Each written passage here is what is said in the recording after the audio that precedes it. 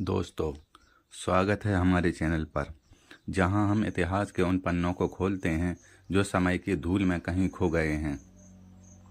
आज हम आपको ले चलते हैं 18वीं सदी के बंगाल में, एक ऐसे नवाब की कहानी सुनाने जिन्होंने अपनी बुद्धिमत्ता, साहस और रणनीति से अंग्रेजी ईस्ट इंडिया कंपनी की नींदें उड़ा दीं।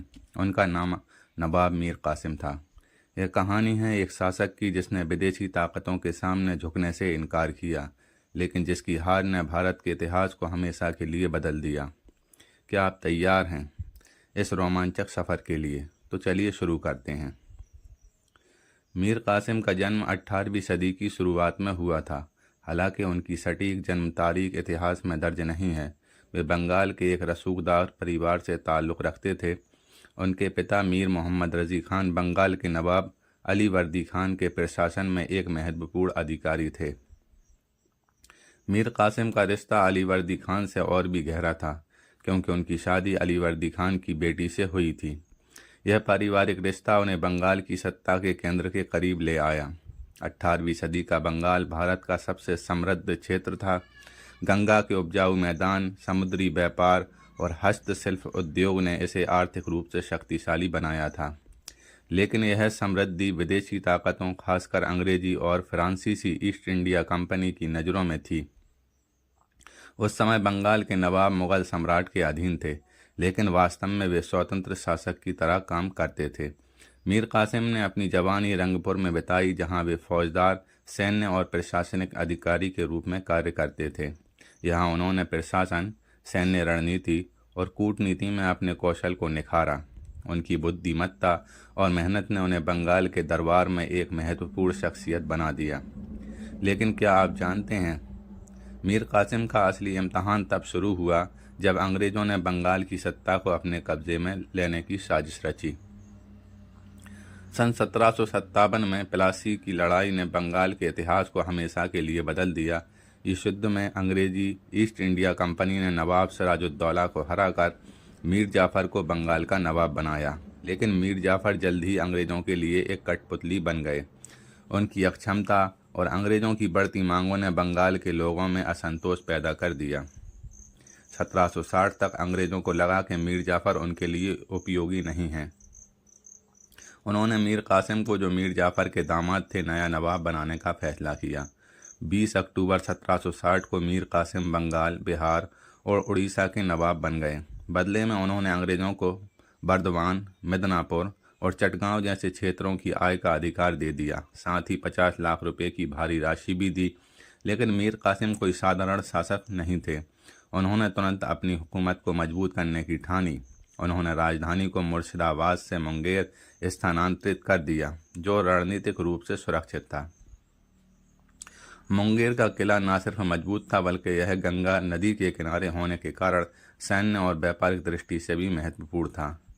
मीर कासिम ने अपनी सेना को आधुनिक बनाया।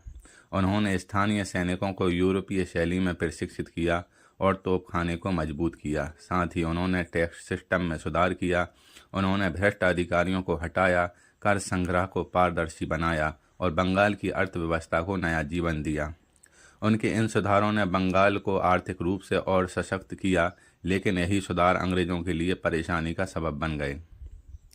मीर कासिम और अंग्रेज़ों के बीच टकराव की जड़ थी व्यापार और शक्ति का खेल।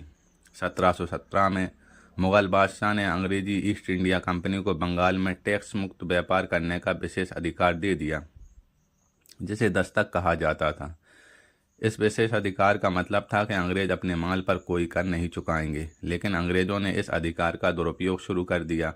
वे न सिर्फ अपने माल को टैक्स फ्री बेचते थे, बल्कि स्थानीय व्यापारियों को भी अपने दस्तक का इस्तेमाल करने के लिए मजबूर करते थे।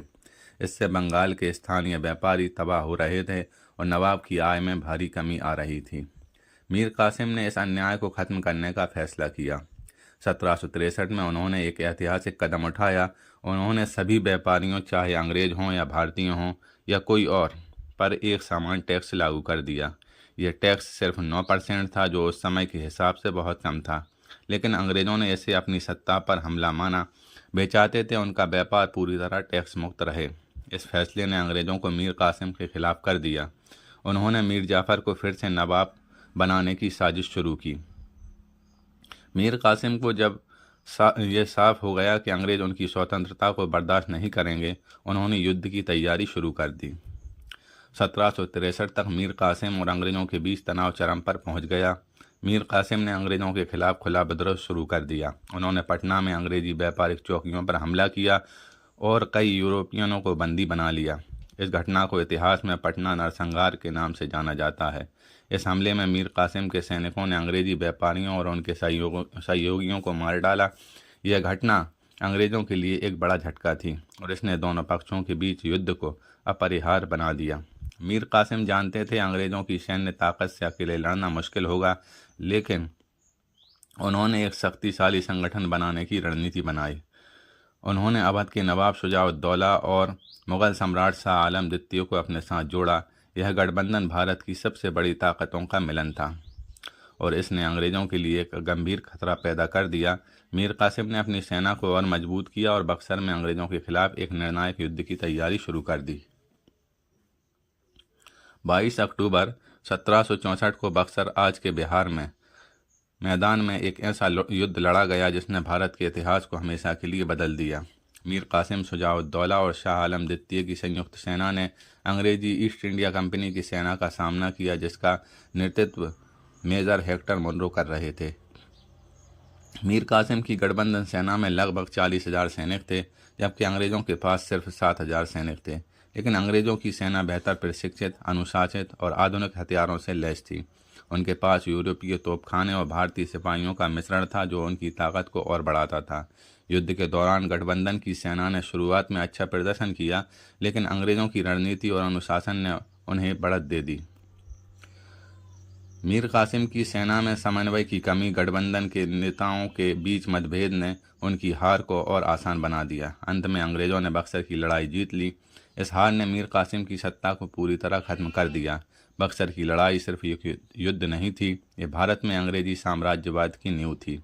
इस जीत के बाद अंग्रेज़ों ने 1765 में इलाहाबाद की संधि के तहत बंगाल, बिहार और उड़ीसा की दीवानी का संग्रह का अधिकार हासिल कर लिया। मीर कासिम का पतन।